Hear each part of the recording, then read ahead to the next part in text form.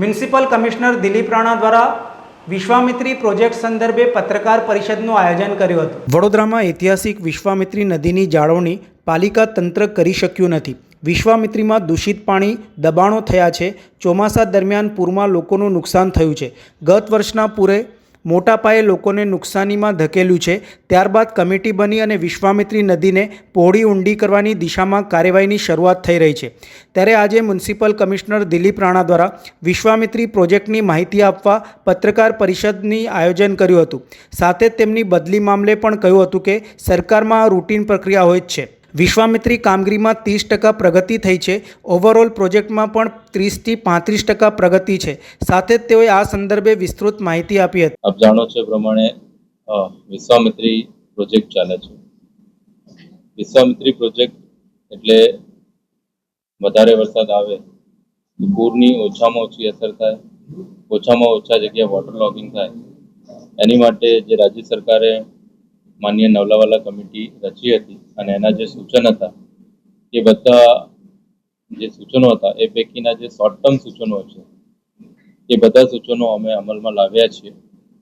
અને જ્યારે વિશ્વામિત્રી પ્રોજેક્ટની વાત કરીએ તો ખાલી વિશ્વામિત્રી નદી નહીં પણ બીજા ઘણા બધા પણ પ્રોજેક્ટો એમાં આવે છે.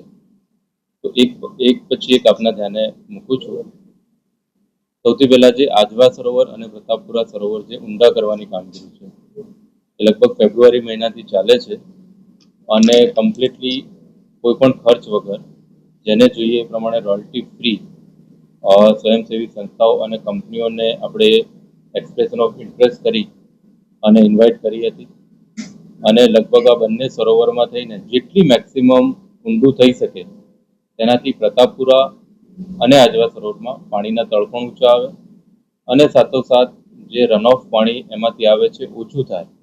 એટલે ઉપરવાસમાંથી આવતું પાણી વડોદરા શહેરમાં ઓછામાં ઓછું આવે એની માટેનો પ્રયાસ આજવા અને પ્રતાપપુરા સરોવર ઊંડા કરવા માટે થઈને થયો હતો.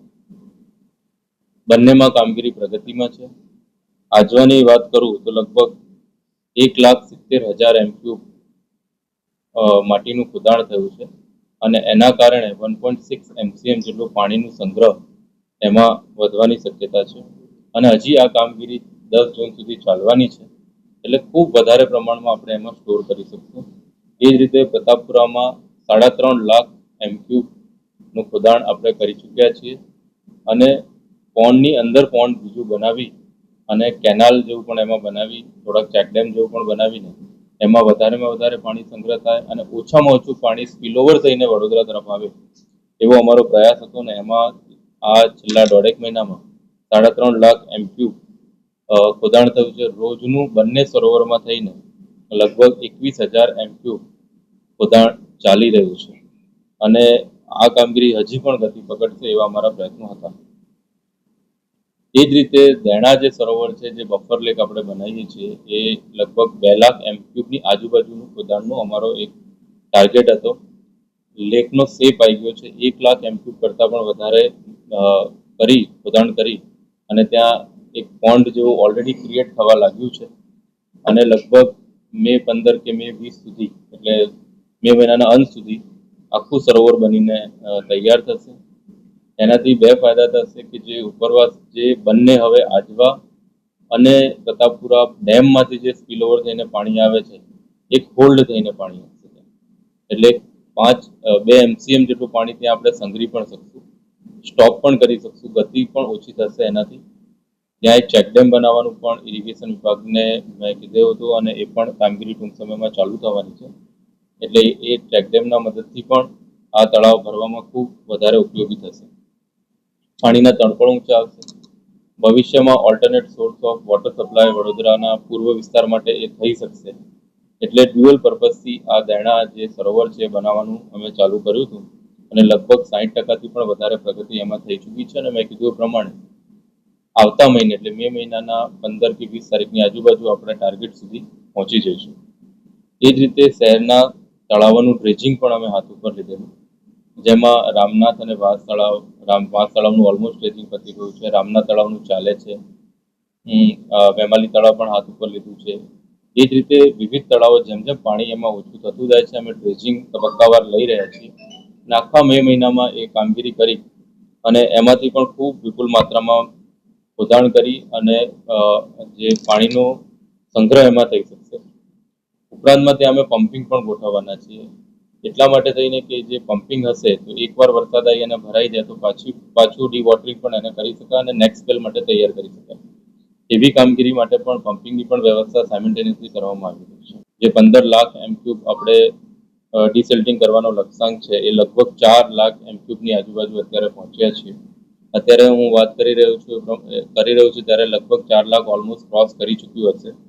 રોજનું 22 થી 25,000 એમક્યુબ એટલે જે કામગીરી 100 દિવસમાં કરવાની હોય તો દરરોજ 1% પ્રગતિ જોઈએ.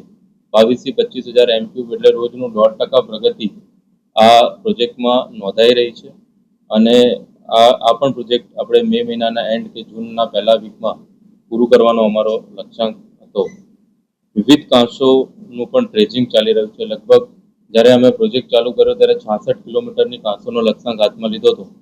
જેમ જેમ અમને સૂચનો પ્રાપ્ત થયા એમ અમે એડ પણ થતા ગયા અને અત્યારે હું એમ કહી શકું કે 100 કિલોમીટર કરતાં પણ વધારે પૂર્વ વિસ્તાર, પશ્ચિમ અને દક્ષિણ ખાસ કરીને જે સિટીની આજુબાજુના વિસ્તાર છે, સિટીની બહારના વિસ્તારો છે, ત્યાં પણ કોર્પોરેશને કામ કરી અને લગભગ 2,21,000 એમક્યુબ જેટલું ડ્રેજિંગ ને બધું કર્યું છે, કાંસ સાફ કરી છે અને એ કામગીરી બી લગભગ 60%ની આજુબાજુ પૂરી થઈ છે અને એ કામગીરી બી 15 મે અને 30 મેની વચ્ચે પૂરું કરવાનો નિર્ધાર અમારો છે. વિશ્વામિત્રી નદીની પુનઃ વાત કરીશ કે 15 લાખ એમક્યુબ જે આપણે માટી કાઢવાની છે એમાં મેં કીધું 4 લાખ એમક્યુબ આપણે ઓલમોસ્ટ કાઢી ચૂક્યા છીએ. અત્યારે ફક્ત પૂર્વ બેંક ઉપર કામ થાય છે. જે આ પૂર્વ બેંકનું કામ છે એટલે આ જેનું રાઈટ બેંક અથવા પૂર્વ બેંક કહીએ, રાઈટ બેંકનું જે કામ છે એ લગભગ 15-20 દિવસમાં પૂરું થશે અને પછી લેફ્ટ બેંક ઉપર જઈશું. જે વન ખાતાને અમારો ઝૂ જે એન્વાયરમેન્ટલિસ્ટ છે બધાને જોડે રાખી, વાઇલ્ડ લાઈફ એક્સપર્ટ્સ છે બધાને જોડે રાખી મગરનો ખ્યાલ રાખીને અમે આખી કામગીરી કરી રહ્યા છીએ.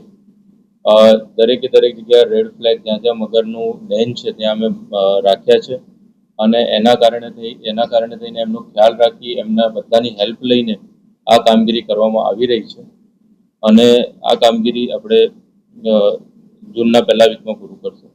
એમાંથી જે માટી, સલ્ટ, લાકડા ને બધું નીકળે છે એ બધું પણ અમે સ્ટોર કરી રહ્યા છીએ. લાકડા મોટાભાગે આપણા સ્મશાન ગૃહોમાં જમા લઈ રહ્યા છીએ.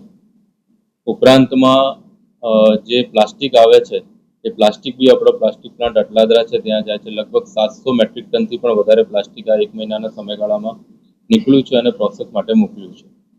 એ જ રીતે જે રોડાછારું આવે છે લગભગ 15,000 મેટ્રિક ટન જેટલો રોડાછારું કાઢ્યો છે નદીના બેંકમાંથી અને એ પણ આપણા ક્રશર પ્લાન્ટ અને અટલાદરા જાય છે.